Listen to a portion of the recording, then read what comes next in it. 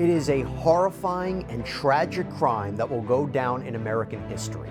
The apparent attempted assassination of former President Donald Trump that left one dead, two injured. What we know about this reported shooter and how on earth could this have happened? We bring on law enforcement expert and former sheriff's deputy and SWAT team member, Chad Ayers. Welcome to Sidebar, presented by Law and Crime. I'm Jesse Weber.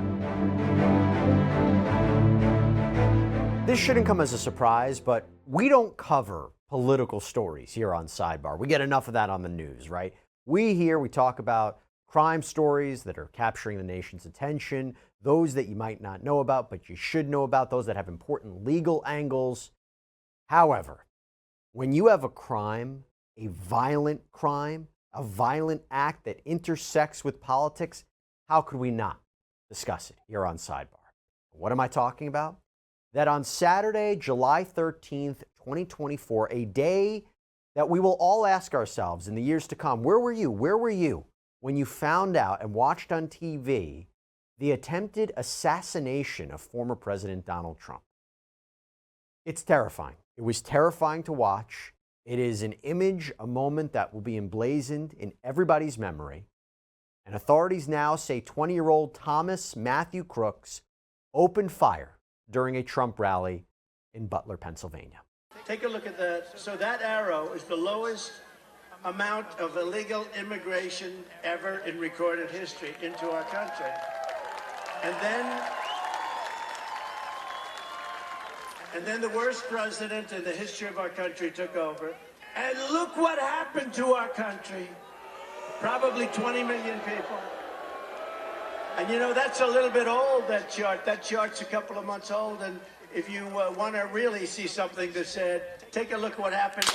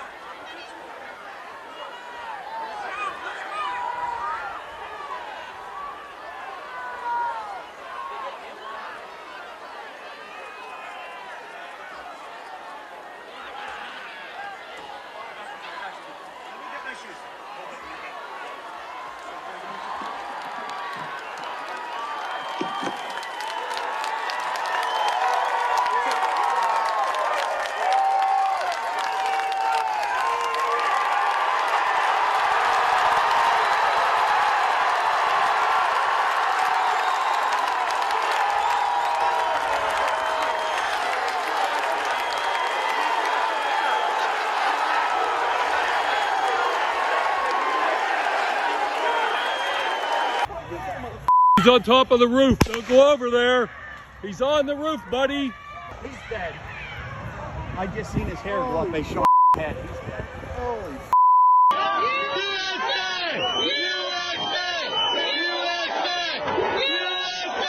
And you could see Donald Trump recognize his ear had been hit. In photos and videos afterwards, you definitely see the damage, blood streaming down his face, him being covered by Secret Service agents. He gets up, fist to the crowd, mounting fight as he's escorted off the stage and into a car. Just an incredible sight to see. Honestly, I had chills in the back of my neck watching this unfold in real time. Crooks, the identified shooter, was shot and killed instantly by Secret Service sniper teams at the scene. Donald Trump told the New York Post that he's supposed to be dead and that a piece of his ear had been torn off. There's been a lot of talk about how close that bullet had come to his head. Now, as you might have heard on the audio of that incident where Trump says, "Let me get my shoes," he said Secret Service agents had hit him so hard that his shoes had fallen off, and he even said his shoes are tight. And aside, by the way, from the ominous visual of someone trying to kill a former president of the United States, this shooting had devastating consequences. 50-year-old firefighter Corey Compatore lost his life. Reporting indicates he was shielding his family when the gunfire erupted. He was trying to protect them. He was killed. An absolute true hero to the end. Pennsylvania Governor Josh Shapiro said Corey was a girl dad. Corey was a firefighter. Corey went to church every Sunday. Corey loved his community. Most especially, Corey loved his family. There were also two people who sustained critical injuries in this, 57-year-old David Dutch and 74-year-old James Copenhaver, although police indicated they are now in stable condition, thank goodness. The GoFundMe page, by the way, was set up for the victims, and I want you to hear this. Originally, they set a goal of $1 million. Almost $4 million has been reached, with over 52,000 donations. Unbelievable. The FBI is currently investigating this shooting, and what we know is that the shooter used an AR-style .556 rifle, reporting indicating that the firearm was purchased legally by Crook's father. It's unclear how he actually was able to obtain the gun, though. He was positioned about 130 to 150 yards away on a nearby roof, this seemingly outside of the perimeter of where this rally was taking place. The shooting, by the way, happened about 6 minutes into Donald Trump's speech. And after the shooting, law enforcement discovered, quote, rudimentary explosives in Crook's car. His car was parked near the rally, and this included an apparent IED, and also authorities found bomb-making materials at his home as well.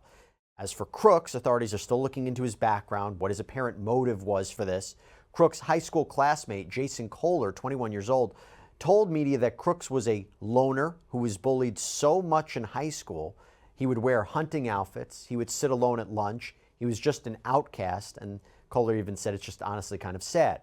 Hey, we're going to get back to this historic story in just a minute, but I want to thank one of our sponsors who helps make this show possible so we can analyze these stories for you. Morgan & Morgan, America's largest injury law firm. Look, if you should find yourself in that position where you're hurt and you need legal representation, Morgan & Morgan may be who you want in your corner because they are specialists in this area. And they're so big because they win a lot. Verdicts and settlements in the multi-millions. They also make the process so easy for their clients because from starting your claim to uploading documents to talking to your legal team, it can all be done from your smartphone. Also, this is a firm where there's no upfront fee. You only pay them if you win. So if you're injured, you can easily start a claim at forthepeople.com/LC sidebar. There's also reporting that he played chess, video games, was learning computer programming and coding. But here's something interesting. Another apparent classmate of Crooks, Jamison Myers, came out and told media that Crooks had tried out for the school's rifle team, but apparently didn't make the team because of how bad a shot he was. Wow.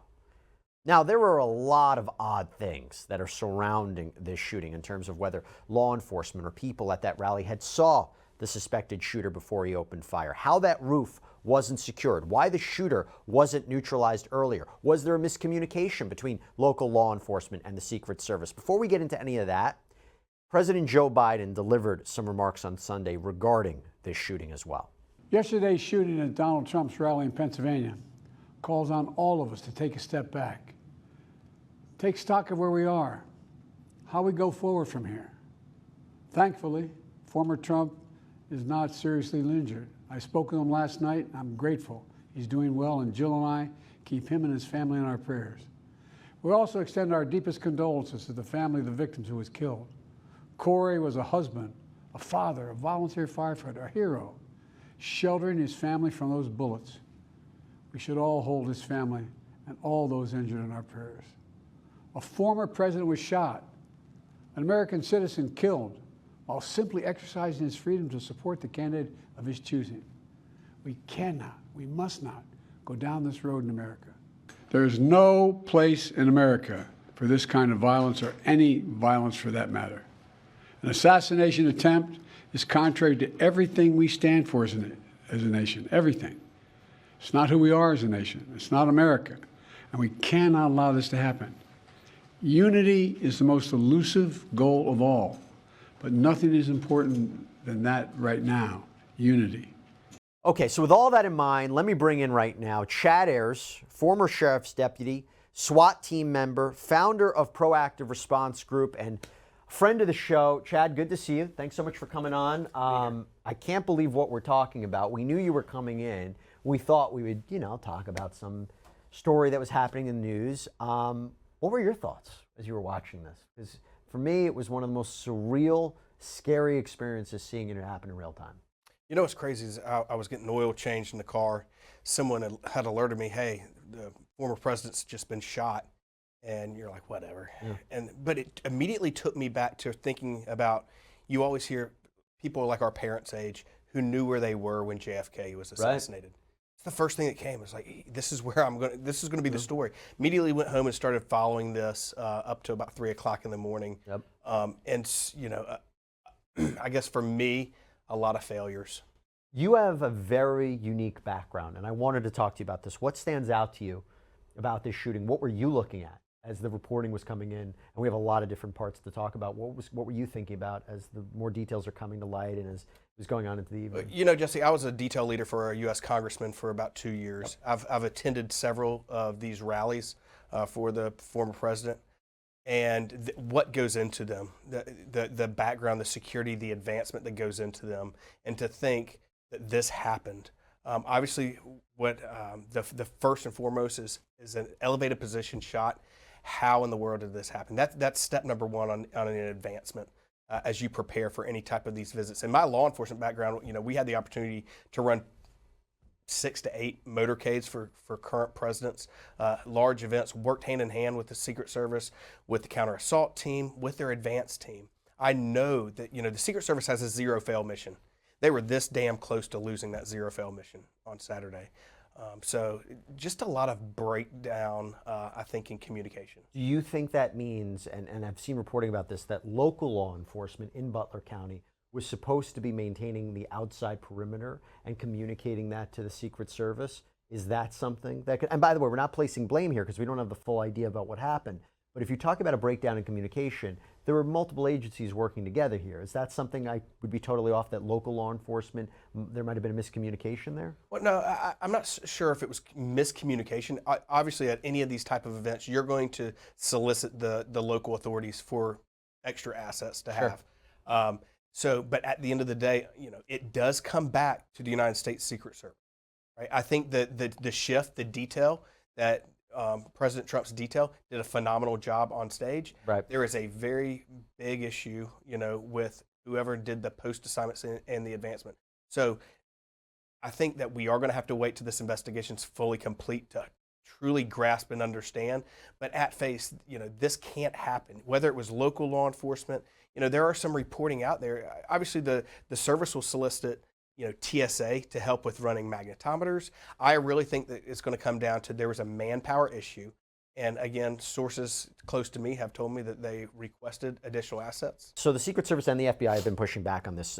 Secret Service spokesperson Anthony Guglielmi says there's an untrue assertion that a member of the former president's team requested additional security resources and that those were rebuffed. And he said this is absolutely false. In fact, we added protective resources and technology and capabilities as part of the increased campaign travel tempo. And also the FBI came out and said the same thing. What do you make of that? I think that there's going to be a lot of CYA during this investigation. We know what that means. You know, yeah. Exactly. So obviously nobody in a situation like this, blame is going to be pushed on all different. Locals are going to blame the feds. Feds are going to blame the locals.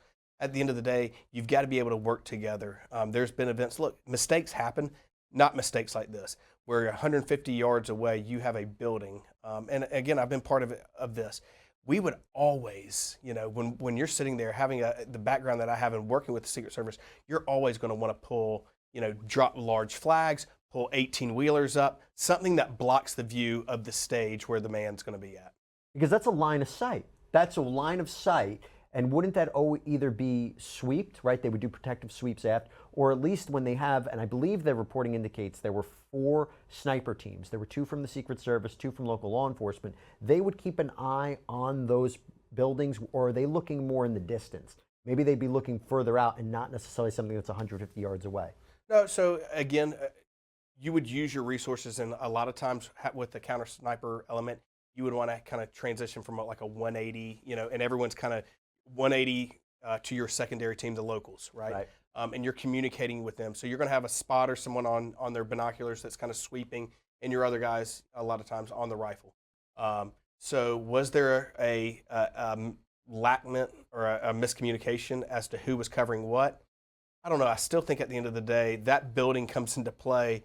Should have never, you should have had post standards standing there. So was there, reports today is that law enforcement was there, that there was a law enforcement agencies or a law enforcement officer assigned to that building. Right, and can we amplify that a little bit? Because there were reports that people saw this shooter beforehand. They saw a guy matching his description carrying a rifle.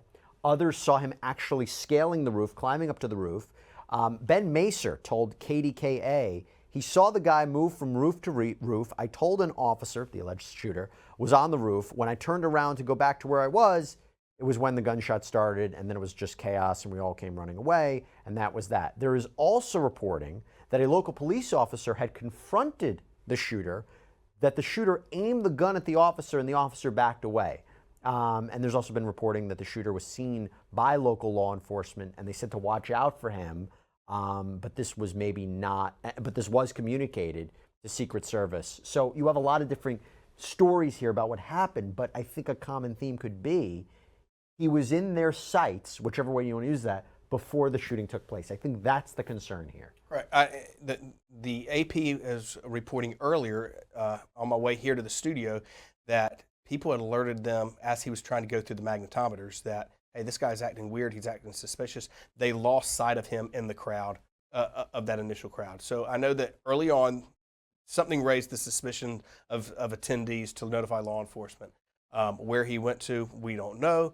But again, there's so much technology out there. And again, obviously the service is not going to lay out their cards of all the technology and stuff they use for security purposes. And I respect that.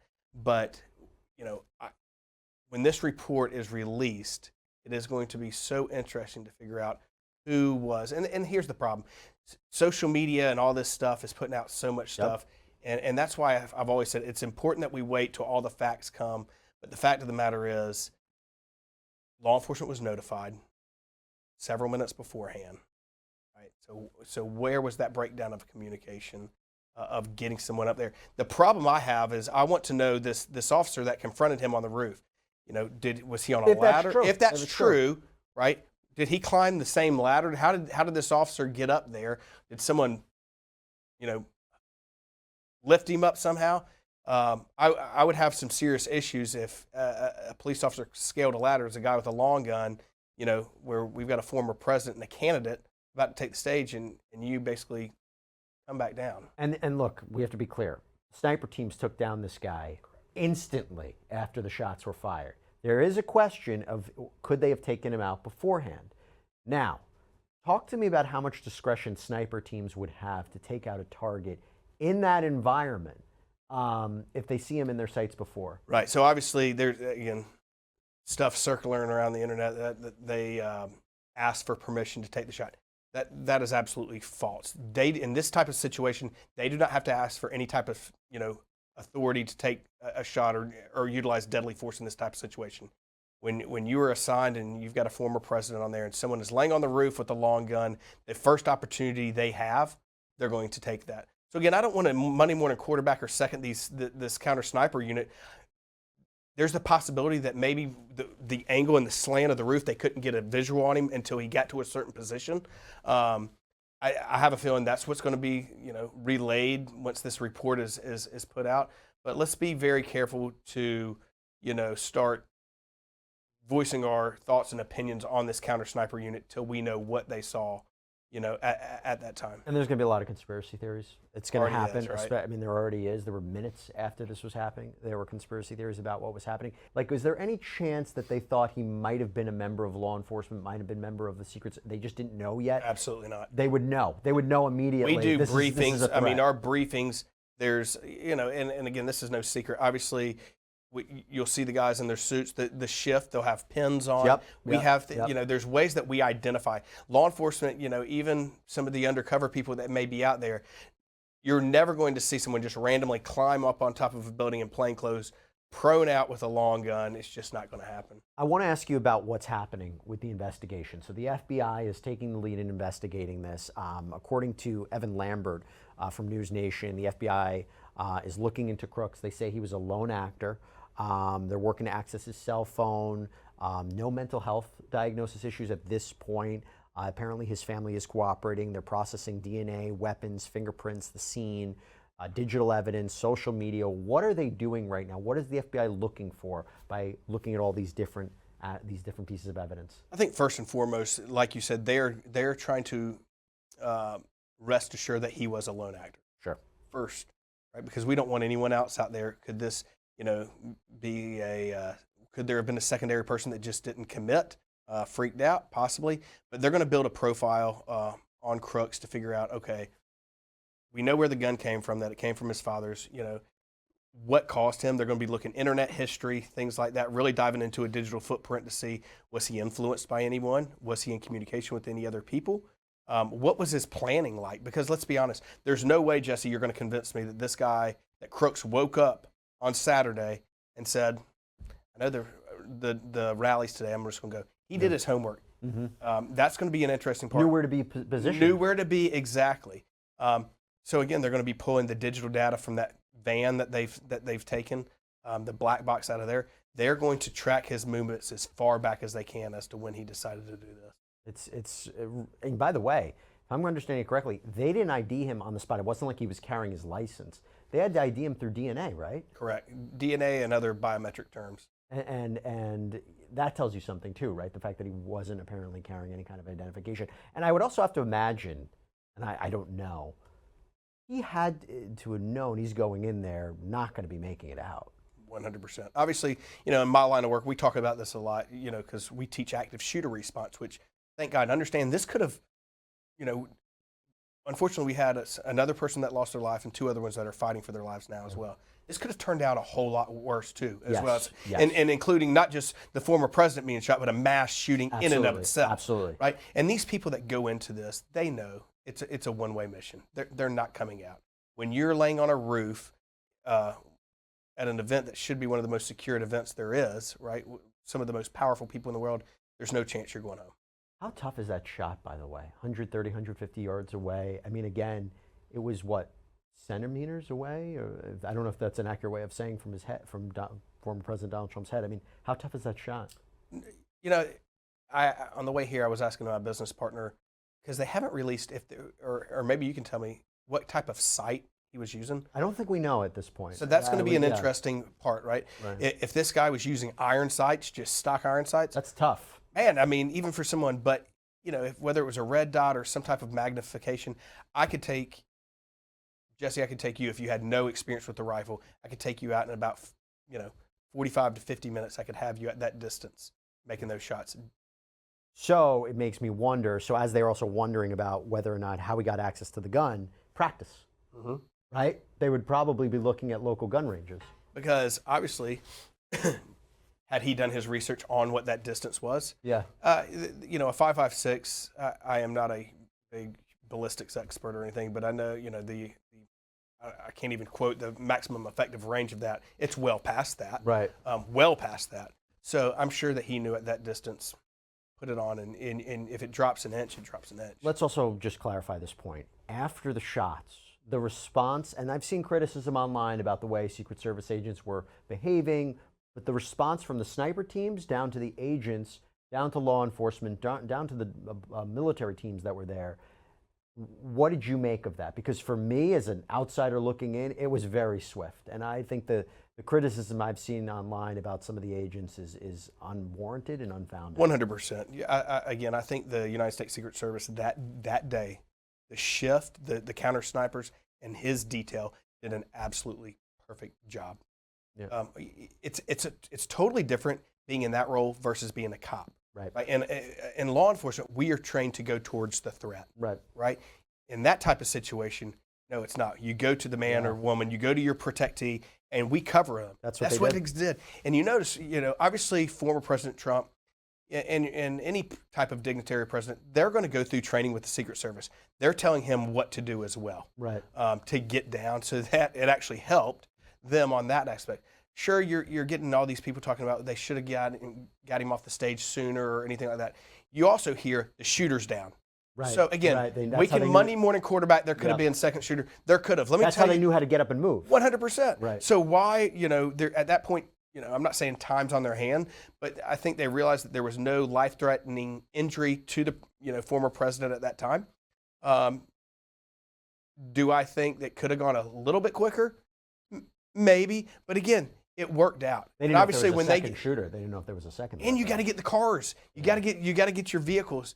His detail leader saying, "We got to get to the car, sir. We got to get to the car, sir." Yeah. But that was another thing. Communication. If you realize, it was really at one point it was limited to the president and his detail leader, his shift leader, because in a stressful situation, if you've got 4 or 5 people that are on top of you saying, "Get up, no, stay down," this way. So he knew the shift leaders making those calls as to when we're going to move. You saw the 2 counter assault element guys, which is kind of their SWAT guys, providing that exterior cover, getting him to the car. Now, what's going to be interesting, and obviously a lot of people probably remember this from Reagan, is when the former president gets to the vehicles, again, his shift leader, his detail is going to then start a head-to-toe check, because that's what happened to Reagan. They didn't realize Reagan had been shot until he gets in there. And his agent found, he was rubbing down here, and he said, "Oh, I think you laid on my rib." Well, Reagan starts coughing up blood, and that's when he realized, he's been shot. Yeah. So again, there's protocols that are going to go in on the way to the hospital. The profile of the shooter, anything there stand out to you? Were you shocked? I mean, even from the age to the background that we know so far? Yeah, I think the age kind of sticks out a little bit. I feel like a lot of times after these types of mass shooting events, the loner phrase sticks out. Is that just a go-to phrase that people use? I don't know. I think that, again, the investigation, as more people come forward, it's going to help build that profile. And the FBI obviously is the best at building profiles on people. So do you agree that the FBI should be taking command of this? I do. Okay. And I mentioned what they might be looking into, but what resources did the FBI have that perhaps another agency doesn't have? Especially, and again, I don't know much about that town that was in. Yeah. I can only assume, kind of small town vibe. So obviously the Bureau has so many more resources and the capability, especially we're talking about getting into the phones, right? Right. Especially iPhones. I mean, there's been so many cases. iPhones are very hard to get into. So there's nobody else I would want trying to get into the phones, getting to the computers. They have the FBI has the best experts on forensics, on, whether it's computer forensics, things like that. Yeah. That's who I want working this. You talked about the report. I want to get to that because President Joe Biden has directed the U.S. Secret Service Director, Kimberly Cheadle, to review all security measures to see what happened. A statement from from Director Cheadle reads in part, quote, "The Secret Service is working with all involved federal, state, and local agencies to understand what happened, how it happened, and how we can prevent an incident like this from ever taking place again. We understand the importance of the independent review announced by President Biden yesterday, and we will participate fully. We will also work with the appropriate congressional committees on any oversight action." What are your thoughts on that? It needs to happen. Yep. I think the American people deserve to understand what took place on Saturday, and that way we can, in any type of event like this, we learn from them, right? Right. In a SWAT background, we would always debrief afterwards. And in fact, I asked a good friend of mine with the service, when he thought that the shift may have debriefed themselves. He said at the hospital, when the former president was being checked out and evaluated, that group you saw surround him was probably in there debriefing, hey, what went right, what went wrong. And obviously there'll be a more formal, after action report and debrief, but it is important that the American people know what happened and prevent this from ever happening again. The Department of Homeland Security and Congress, they're also looking into this. So when would we have some sort of independent report on what happened here? I would not anticipate anything before 6 to 8 months at a minimum. This is not going to be a quick turnaround. There is so much to look at crime scene wise. Think how many people were there, Jesse. How many people are coming forward to interview and say they saw something? Yeah. You're talking about thousands of people, or hundreds, if not thousands, of cell phone videos, right, things like that. That report's not even going to be touched until every one of those are downloaded, looked into, all that. It could be upwards to a year before this report comes out. Wow. Shocking. It was shocking to see. As you keep saying, it is a terrible situation because we lost the life of, again, a father, a husband, somebody who was protecting his family's life. 2 people injured. President Trump was injured. And it could have been, despite all saying, it could have been even worse. But thankfully it wasn't. So we saw this swift action from Secret Service and local law enforcement there as well. Clearly there were deficits, but Again, could have been much worse. Chad Ayers, thank you so much, my friend, for coming in. Appreciate it. It's always a pleasure. All right, everybody, that's all we have for you right now here on Sidebar. Thank you so much for joining us. And as always, please subscribe on Apple Podcasts, Spotify, YouTube, wherever you get your podcasts. I'm Jesse Weber. Speak to you next time.